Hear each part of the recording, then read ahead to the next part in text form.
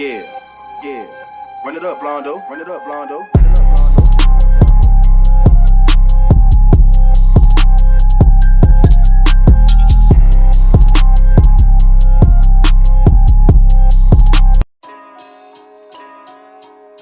With the summer league schedule winding down and the bulk of the 2022 free agent class already signed, the NBA offseason will now begin to shift towards the superstars being dealt to new teams phase.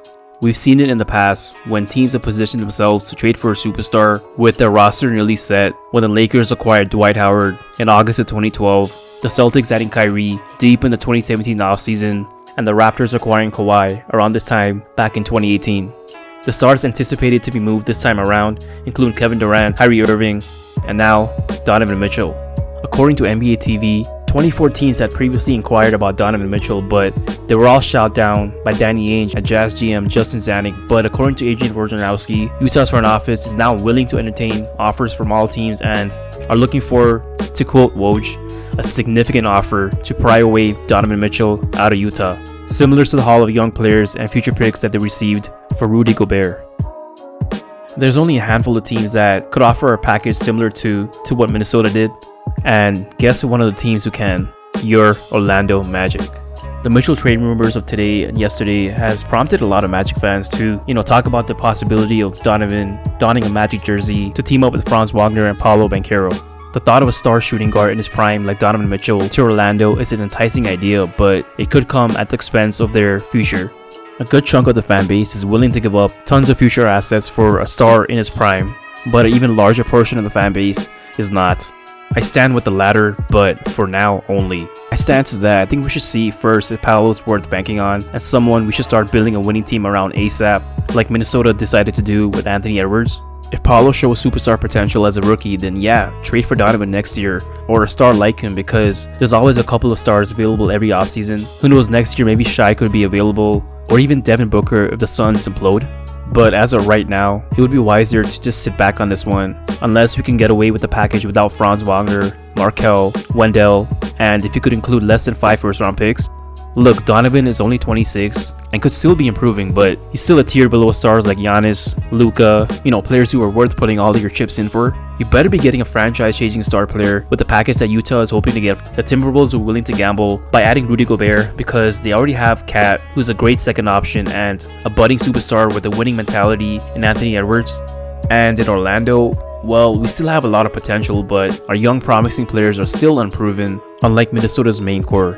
Like Paolo still hasn't played a regular season game yet.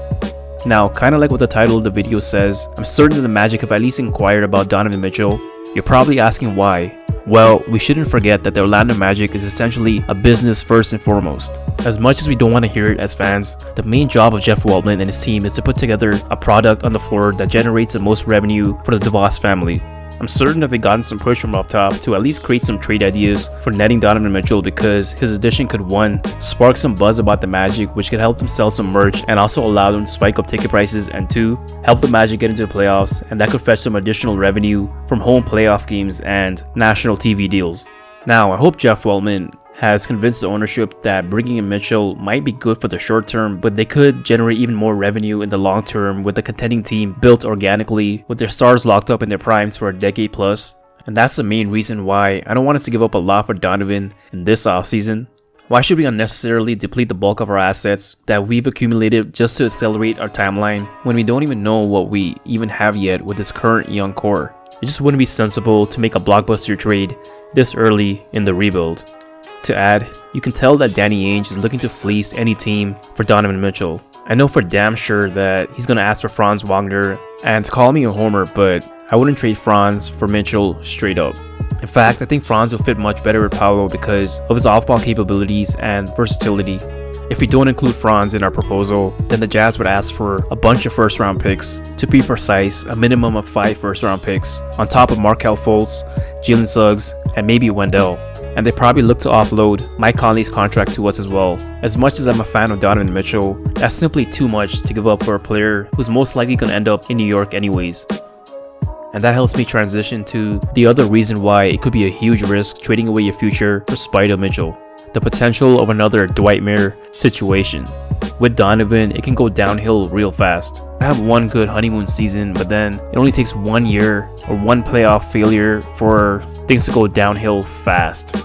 I can already envision the media pushing the Donovan wants to go home to New York or to a free agent destination like Miami propaganda after one playoff failure. As we all know from the Dwightmare saga, rumors can circulate for years and it can affect the locker room chemistry as well. It's going to be 10 times more insufferable since Donovan is from the New York area and the New York media will push their narrative tenfold as compared to any other star wanting to leave their team. Having a player locked up means nothing anymore, and it wouldn't surprise anybody if the Donovan wants out rumors start swirling around just a year after a team trades for him. Now, having said all that, Donovan Mitchell is still a 25-year-old guard who has already led his team to a 60-win season in the Western Conference. Just a year ago, he looked like prime Dwayne Wade, going toe-to-toe against Kawhi Leonard in the semifinals before they unfortunately broke down in Game 5 of that series, I believe. But yeah, he's a proven playoff performer. It'd be foolish to not at least make a decent offer for him without giving up a lot of picks and Franz and Markelle. There aren't that many teams that A, needs a scoring guard, and B, has a lot of picks to offer. OKC, for example, is all set with the guards and are looking to tank for Wembanyama anyways. Ditto with the Rockets.